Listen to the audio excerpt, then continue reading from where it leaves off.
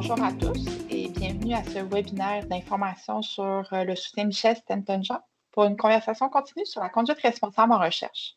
Pour faciliter la présentation, lorsque je me réfère à la conduite responsable en recherche, je vais parler de CRR. Je me présente, je m'appelle Raphaël Stem, je suis conseillère en intégrité scientifique au Fonds de recherche du Québec et on va faire la présentation conjointement avec ma collègue que je laisse se présenter. Oui, alors moi, je suis Sandy Lalonde, je suis responsable de programme au Fonds de recherche du Québec du secteur santé et j'ai développé l'appel avec Raphaël. Donc, si vous avez des questions, c'est moi qui sera votre personne référence. Alors, commençons, plongeons dans l'information. La présentation va aller comme suit. Je vais commencer par vous présenter le programme. On va ensuite poursuivre avec les critères d'admissibilité. On va vous parler du financement. On va vous parler de comment préparer votre demande. On va vous lister les documents qui seront exigés et on va terminer avec une brève présentation du processus d'évaluation.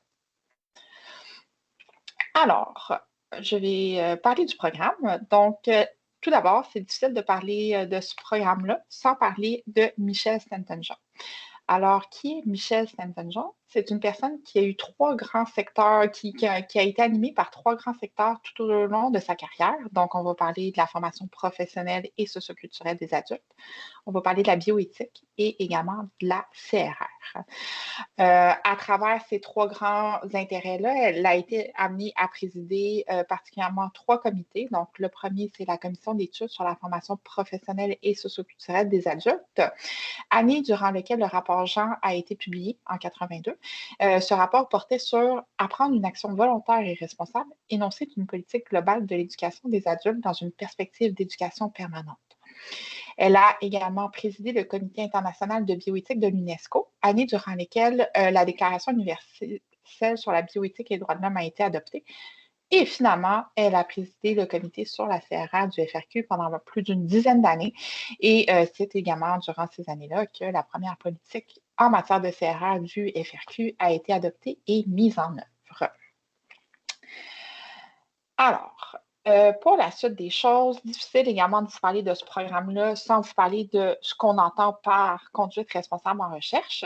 Là, ici, je vais vous lire une définition, mais je vous invite à aller consulter la politique sur la CRR du FRQ, document dans lequel vous allez retrouver cette définition-là. Donc, la CRR, en fait, c'est le comportement qui est attendu des chercheurs, chercheuses, des étudiants, étudiantes, du personnel de recherche et des gestionnaires de fonds, donc l'ensemble des acteurs des activités de recherche, alors qu'ils mènent des activités de recherche. Par activité de recherche, ici, c'est vraiment vaste ce qu'on entend. Ça part de la conception du projet de recherche, des idées qui sont relatives. Ça passe par la gestion des fonds qui sont dédiés à ce projet de recherche-là et également par la diffusion des résultats qui découlent en fait du projet de recherche.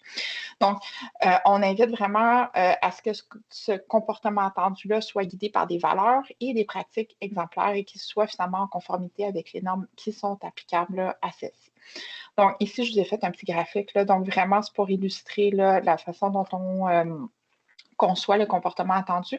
Donc, on a listé dans la politique plusieurs valeurs qui vont servir vraiment de phare, qui vont guider, en fait, quelques pratiques exemplaires. Je dis quelques, en fait, il y en a plus d'une dizaine qui sont listées dans la politique CRR. Je vous invite à aller encore une fois la consulter si vous voulez en prendre connaissance.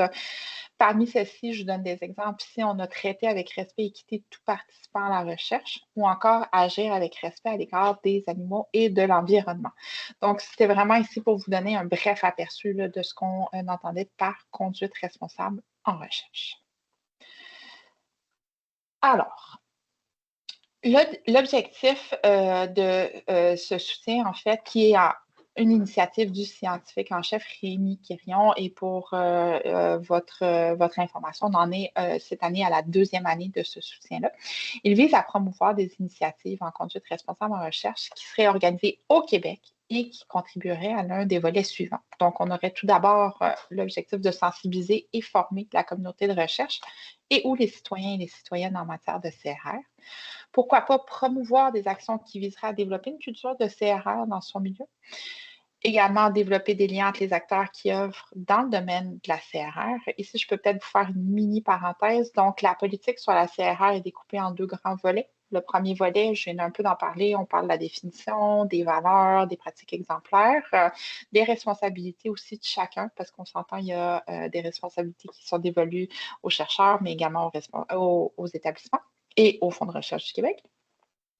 Le deuxième volet de la politique sur la CRR décrit plus la gestion d'une allégation de manquement à la conduite responsable en recherche et décrit également le rôle de la personne chargée de la conduite responsable en recherche dans des établissements gestionnaires. Donc ici, lorsqu'on fait référence aux acteurs qui œuvrent dans le domaine de la CRR, c'est vraiment ces personnes-là, les équipes qui les entourent, toute autre personne dans l'établissement qui contribuerait finalement à la sensibilisation de la communauté en matière de CRR ou encore qui participerait à la gestion des allégations de manquement à la CRR. Je reviens aux objectifs du soutien. Donc, ça pourrait être aussi d'explorer des pistes d'évolution qui seraient fondées sur la science pour la mise en œuvre de la CRR, telle que décrite dans la politique du FRQ.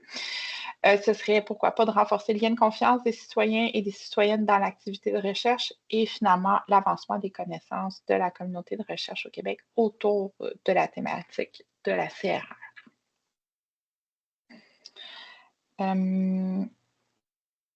Quel type d'initiatives sont attendues? On souhaiterait que ces initiatives-là soient innovantes, c'est-à-dire qui, pourquoi pas, un potentiel de transversalité, qu'elles, pourquoi pas, explorent une nouvelle perspective dans le domaine de la CRR, ou encore mettre de l'avant un aspect de la CRR qui aurait été jusqu'à présent peu exploré. Ou finalement, de mettre de l'avant la voix d'un public qui est jusqu'à présent peu entendu là, dans l'écosystème de la conduite responsable en recherche.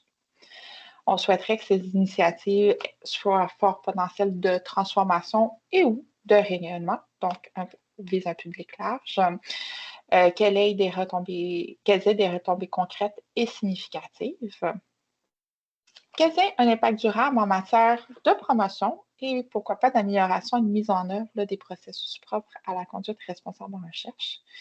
Et finalement, qu'elles contribuent à développer la capacité de soutenir la crédibilité de l'activité de recherche. Quelques exemples ici d'initiatives qu'on envisageait recevoir, en fait. Donc, ça pourrait être, par exemple, développer des outils, donc des guides ou des capsules d'information qui pourraient aider finalement la communauté de recherche à adopter une conduite responsable en recherche.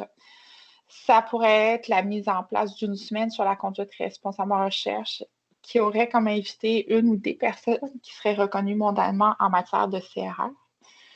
Ça pourrait être, pourquoi pas, aussi des activités de diffusion. Par exemple, organiser un café-conférence où les citoyens et citoyennes seraient invités à venir en apprendre plus là, sur la conduite responsable en recherche.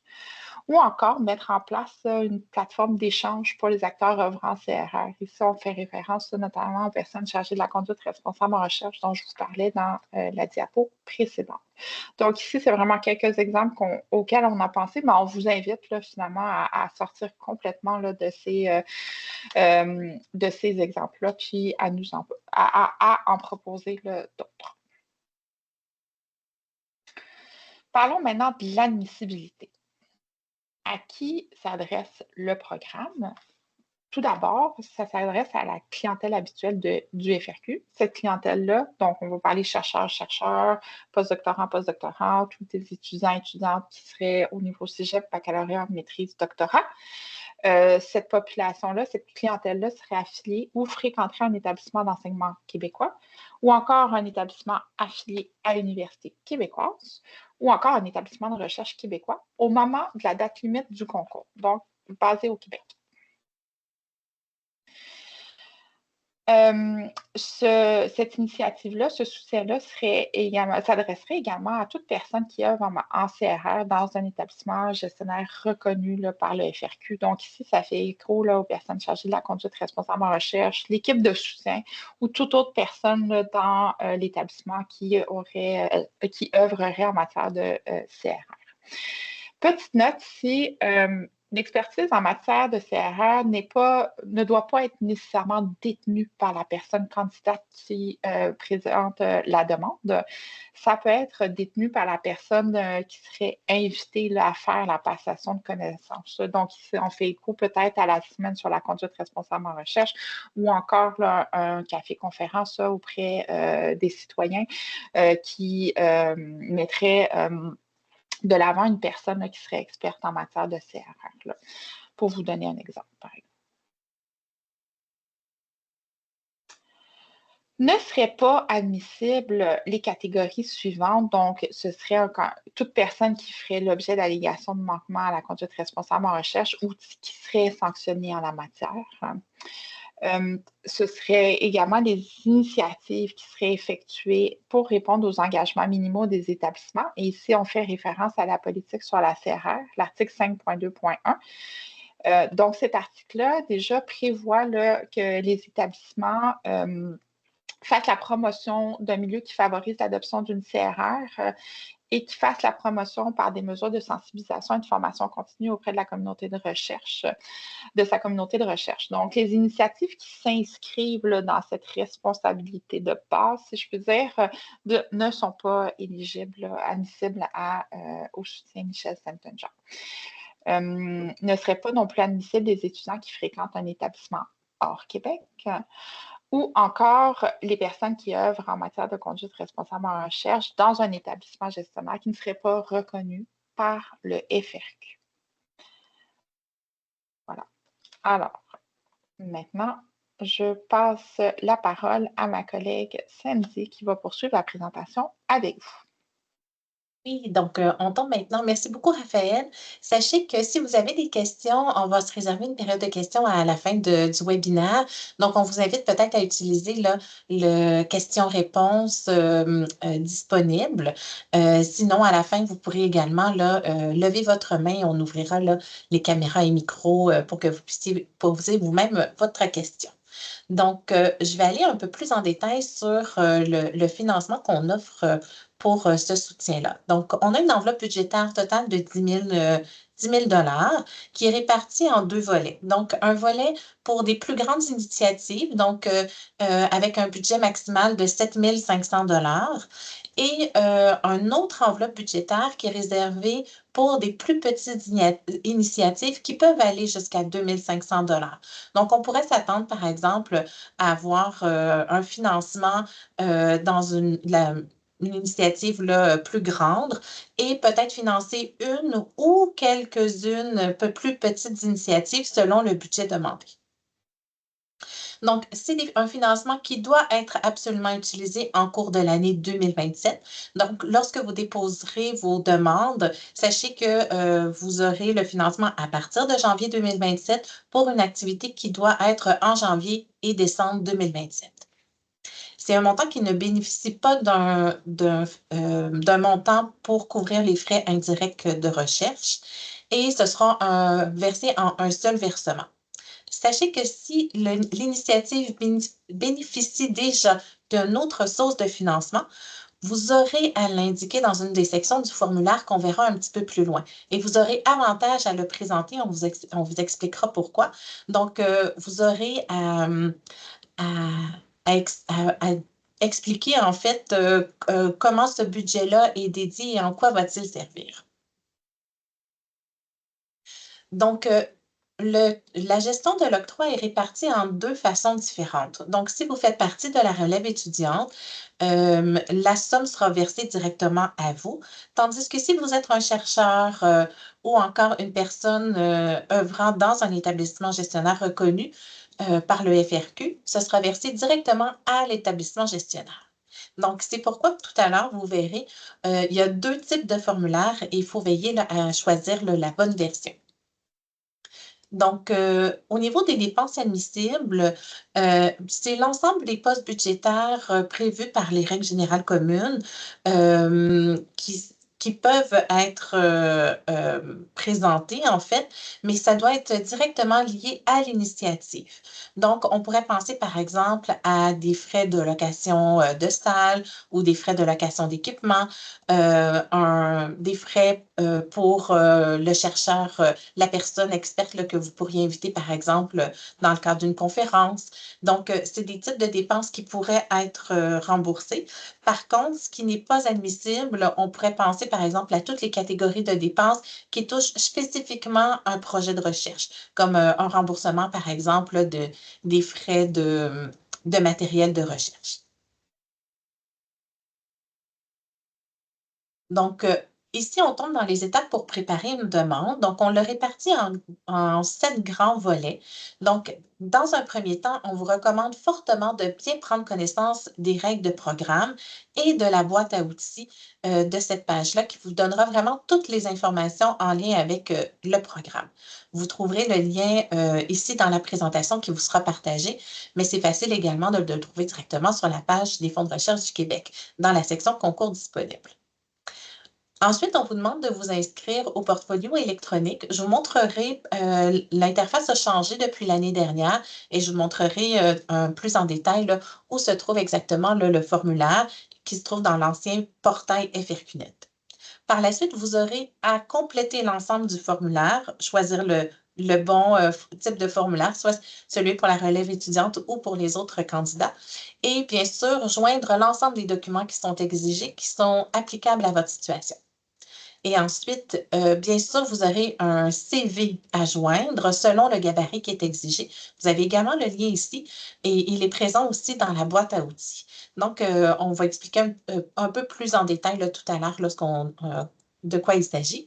Par la suite, vous aurez à transmettre votre formulaire et par la suite, là, il doit y avoir une approbation là, de l'établissement. Donc, où trouver les règles de programme? Donc, ici, vous avez le site web, c'est dans la section concours disponible et vous voyez tout en bas, vous allez avoir 3 cases bleues sur la page des règles de programme. Donc, dans la section des questions, si vous avez des questions en lien avec ce programme-ci, c'est un formulaire que vous pouvez compléter et à ce moment-là, nous, on reçoit vos questions et on vous répond rapidement. Dans la boîte à outils, vous allez trouver les différents gabarits à utiliser. Vous allez également trouver à cet endroit l'enregistrement de ce webinaire qu'on fait aujourd'hui et la table des matières qui vous permet de naviguer rapidement là, dans les différentes sections. Donc, c'est la nouvelle interface. Si vous êtes plus ou moins familier avec notre portail FRQNet, c'est la nouvelle interface qui est disponible depuis l'année dernière. Donc, il y a 2 façons de pouvoir vous inscrire. Donc, si vous êtes déjà entré dans ce nouveau portail-là, vous entrez vos informations, vous cliquez sur connexion et tout va bien. Par contre, si c'est votre première utilisation dans ce nouveau portail-là et que vous aviez déjà un compte existant, c'est important de cliquer là, sur une première utilisation car on vous demandera de changer votre mot de passe et d'apporter quelques ajouts aux informations exigées dans votre profil. Et si vous n'êtes jamais entré dans le portail FRQNet et que c'est votre toute première utilisation, vous aurez à compléter votre profil dans un premier temps. Donc, tout à l'heure, on mentionnait que le formulaire se trouve dans l'ancien portail. Donc, présentement, on est en transition pour que tous nos programmes se retrouvent dans le nouveau portail. Donc, on a encore certains programmes là, qui se retrouvent dans l'ancien, comme le soutien Michel Stanton-Jean. Donc, c'est important de vraiment cliquer tout en haut de la page sur l'icône ancien portail pour pouvoir trouver le formulaire. Par la suite, vous allez avoir un écran. Vous allez d'abord cliquer sur le portail électronique. Ensuite, étant donné que c'est le secteur santé qui est gestionnaire de l'appel, le formulaire va se trouver dans le secteur santé. Ensuite, dans la section concours disponibles, vous allez retrouver tout en bas, en fait, les deux types de formulaires. Donc, portez une attention particulière là, au niveau des encadrés. Vous voyez, le libellé du formulaire est différent. On l'a appelé chercheur pour les candidats, les personnes œuvrant en conduite responsable en recherche, pour les stagiaires postdoctoraux et aussi pour les chercheurs. Et si vous faites partie de la relève étudiante, c'est plutôt le formulaire étudiant que vous devez utiliser. Tout en haut, où se retrouve le X, c'est indiqué préparer votre demande. Donc, vous ne retrouverez pas le formulaire Michel Stanton-Jean dans cette section-là, qui est réservée vraiment spécifiquement aux concours là, qui sont inscrits dans le nouveau portail. Quand vous avez ouvert un formulaire, sachez que pour chacune des pages, vous voyez ici à gauche le détail des activités. Donc, c'est en fait votre liste à cocher, je dirais, de toutes les sections qui doivent être complétées avant de soumettre votre demande. Donc, pour chacune des sections, vous pourrez sauvegarder autant de fois que vous voulez les informations que vous commencez à insérer. Et quand vous avez complété l'ensemble des informations qui sont demandées pour chacune des sections, pour la section que vous êtes en train de compléter, en fait, la pastille va tourner au vert au moment où vous allez cliquer sur valider la page. Donc, c'est une bonne façon aussi, je vous dirais, si vous souhaitez déposer une demande dans le soutien Michel Stanton-Jean, n'attendez pas avant d'ouvrir un formulaire, allez le consulter, vérifiez là, les différentes sections qu'on verra aussi là, dans les prochaines minutes pour vous familiariser aussi avec le formulaire. Peut-être que vous aurez des questions aussi. Donc, et à tout moment, vous pourrez commencer à inscrire des informations que vous allez sauvegarder et quand le tout est complété, à ce moment-là, vous allez pouvoir valider. Et c'est au moment où l'ensemble des sections sera changé au vert que vous allez pouvoir transmettre votre formulaire. Donc, au niveau des documents qui sont exigés pour transmettre une demande dans ce programme-ci, bien sûr, il y a le formulaire électronique qu'on verra plus en détail là, dans les prochaines minutes. Il y a le CV abrégé. Donc, c'est un CV, un gabarit de CV spécifiquement créé pour le programme du soutien Michel Stanton-Jean que vous trouverez dans la boîte à outils. On a également mis le lien ici là, dans la présentation.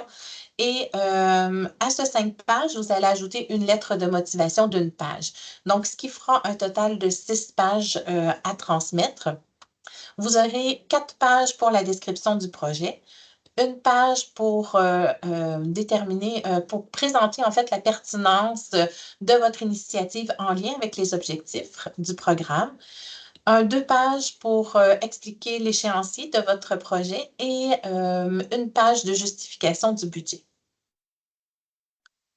Donc, c'était les informations qui étaient obligatoires pour l'ensemble des candidats. Ici, il y a des documents à transmettre si vous êtes de la relève étudiante. Donc, on demande une preuve d'inscription. Il y a 3 types de documents qu'on accepte, soit une attestation d'inscription officielle par le registraire ou une attestation de milieu d'accueil ou encore une lettre de confirmation de la direction du mémoire ou de la thèse. Si vous avez une personne experte dans votre projet, la personne experte aura besoin de rédiger un court résumé d'une page, une lettre d'engagement en fait.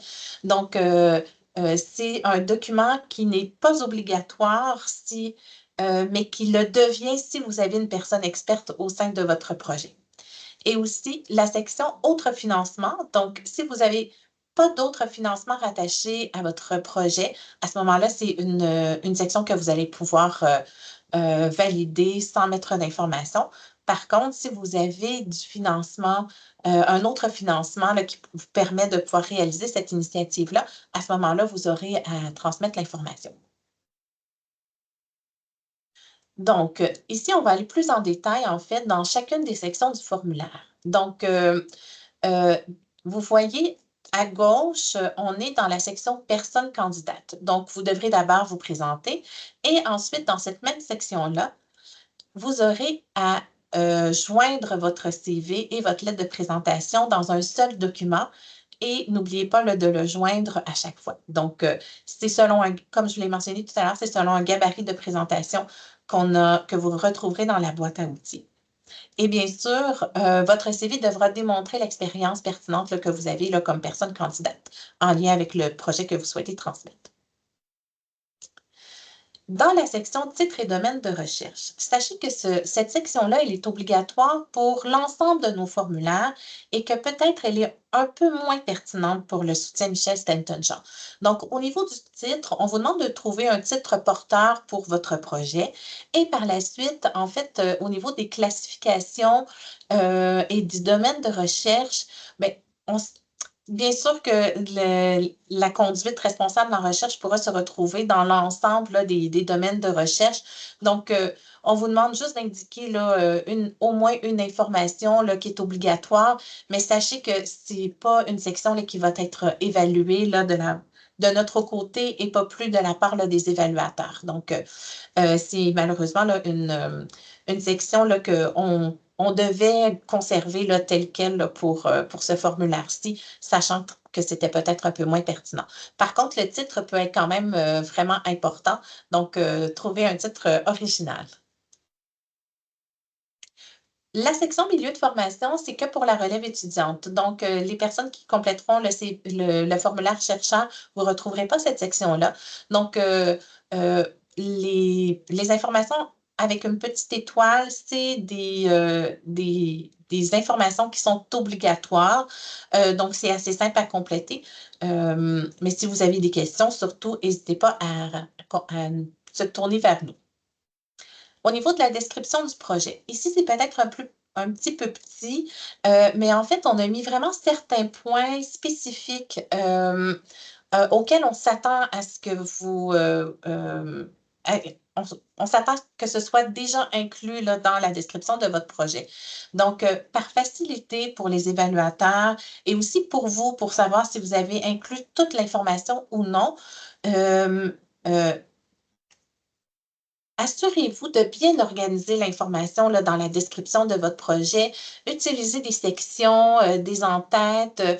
Si, par exemple, il y a certaines informations qui ne s'appliquent pas à vous, peut-être que dans certains cas, ce sera important de le mentionner que ce n'est pas applicable au projet que vous souhaitez déposer. Donc, assurez-vous de passer à travers l'ensemble des items qu'on a mentionnés ici. Quand on mentionne le cas échéant, c'est que c'est une information qui est pertinente si c'est applicable au type de projet que vous déposez, mais peut-être que ce n'est pas applicable à vous. Donc, le mieux que vous serez organisé dans la description de votre projet, plus sera facile l'évaluation de votre demande. Donc, je mets toujours ici, vous choisissez bien votre document qui doit être un seul document PDF et cliquez bien joindre. En ce moment-là, en dessous, vous allez voir votre document apparaître et ensuite, vous cliquez sur sauvegarder et valider. Au niveau de la pertinence, donc, en fait, ici, c'est une section qu'on souhaite vraiment importante pour nos évaluateurs pour savoir en quoi votre projet s'inscrit dans les objectifs du programme du soutien Michel Stanton-Jean.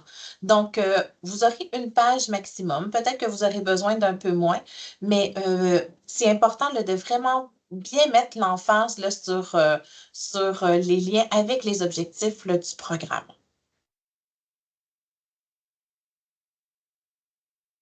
Au niveau de l'échéancier, vous aurez 2 pages à transmettre.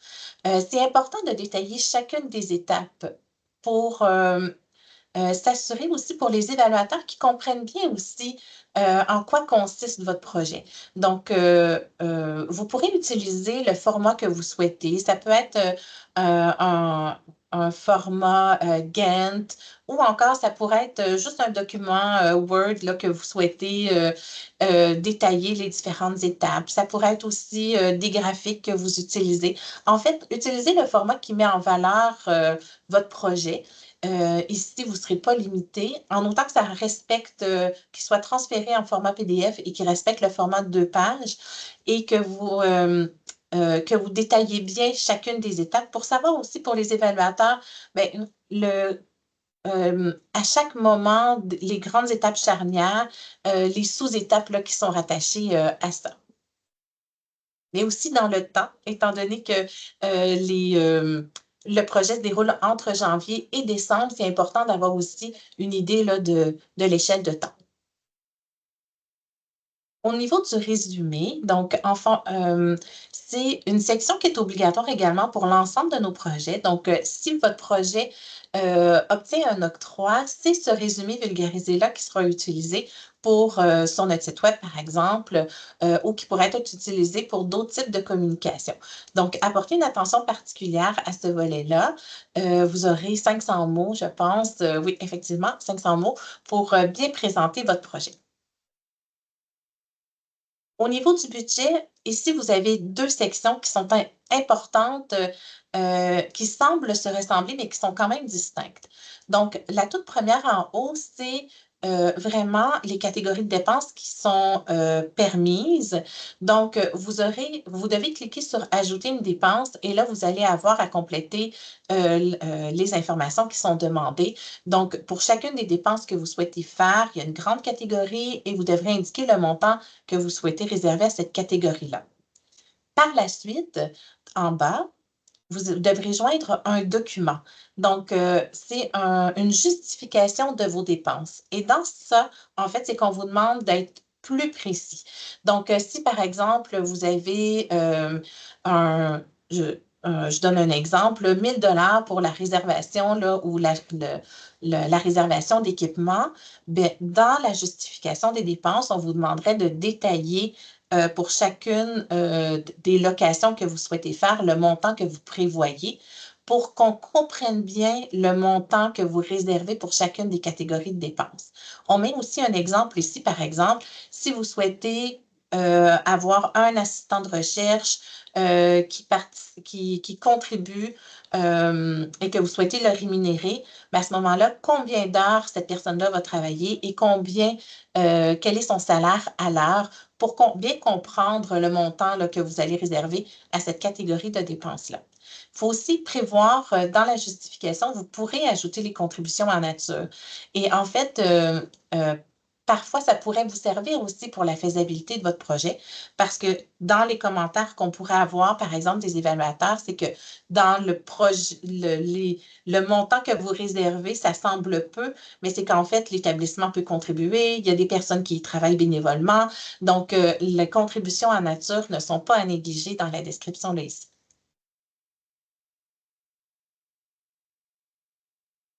C'est également dans autres sources de financement, ça peut avoir vraiment un impact également sur la faisabilité. Donc, parfois, on peut se demander comment vous allez réussir à faire un projet qui semble très ambitieux avec le montant que vous demandez si, par exemple, vous avez un autre octroi qui permet un complément de financement.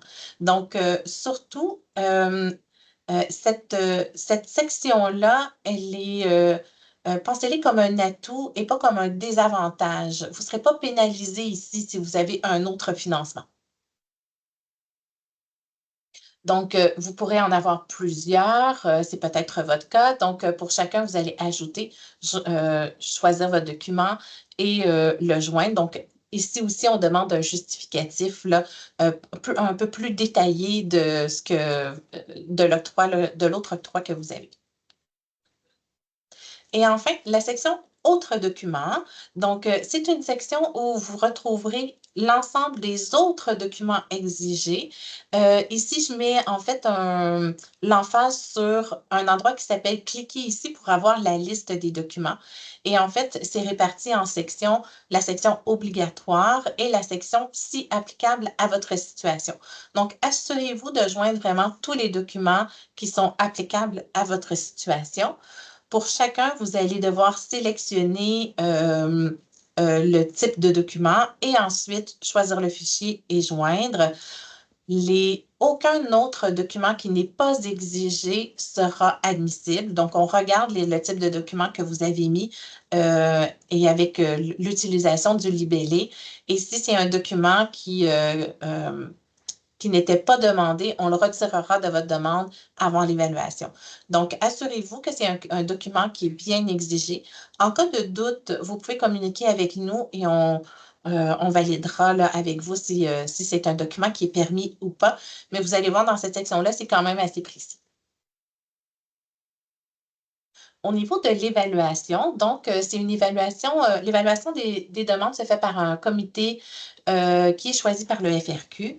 C'est des membres qui pourraient être choisis parmi les pairs du milieu collégial, industriel, universitaire. Ça peut être aussi du niveau national ou international. On s'assure que ce soit des personnes qui sont exemptes de conflit d'intérêts avec les personnes candidates. Et pour ce concours-ci, on demande, le seuil d'excellence est à 80%. Donc, tous les demandes qui auront une note en dessous du seuil d'excellence ne pourront pas être financées. Les critères d'évaluation, vous les retrouvez également dans les règles de programme et c'est important d'y faire référence. Donc, par exemple, dans l'excellence de la proposition, c'est important là, d'avoir des objectifs clairs et d'avoir aussi un plan un plan très clair de votre projet. Ici, par exemple, au niveau de la pertinence de l'initiative, c'est la section pertinence du formulaire. Donc, ça rentre dans l'évaluation de l'excellence. Il y a également l'originalité du projet et le caractère novateur. Donc, tout à l'heure, Raphaël en a parlé. Également, on vous demande de faire une démonstration de la cohérence du projet avec la CRR en général ou plus spécifiquement de la politique sur la CRR et de faire une démonstration de la cohérence du projet avec la politique CRR. Vous serez évalué aussi au niveau de la compétence et de l'expérience pertinente pour assurer le succès de l'initiative. Donc, c'est peut-être pas nécessairement une expérience en conduite responsable en recherche, mais une expertise complémentaire qui vient appuyer en fait le type d'initiative que vous avez déposé. Ça peut être aussi la mise à contribution de l'expertise nécessaire pour organiser l'activité. Donc ici, la personne experte, par exemple, quelle autre personne se joint à votre équipe et qui vient en fait vous aider là, à l'organisation de cette activité. Vous serez évalué également sur l'impact de votre projet à 25 donc le potentiel à réaliser l'objectif initial de votre initiative, l'ampleur, la qualité, la durabilité aussi des retombées attendues, donc vraiment sur le plus long terme, l'apport potentiel également concernant la capacité à soutenir la crédibilité de l'activité de recherche et le réalisme et importance des résultats escomptés. Donc, en tout dernier lieu, la faisabilité et le budget. Donc, on en a parlé tout à l'heure. Donc, la faisabilité de votre projet en lien avec le montant que vous demandez est important. Le réalisme aussi de votre échéancier. Donc, c'est pour ça que c'est important de bien détailler pour qu'on comprenne bien si effectivement c'est réaliste ou pas le projet là, que vous souhaitez faire dans le temps que vous y consacrez. La justification détaillée et le réalisme du budget que vous demandez, bien sûr, et la justification de la complémentarité du financement, si applicable, si vous en avez. Donc, en résumé, les principales étapes et les étapes à venir. Donc, ce soutien-là a été lancé le 7 avril dernier. On fait le webinaire aujourd'hui. Vos demandes sont attendues le 7 octobre et l'annonce des résultats va se faire dès janvier 2027 et aussi le financement là, sera versé dès janvier 2027. Des conseils pour la rédaction de votre demande. En fait, n'attendez pas la dernière minute. Vous pourriez avoir besoin de documents de la part de d'autres personnes, comme par exemple le résumé de la personne experte.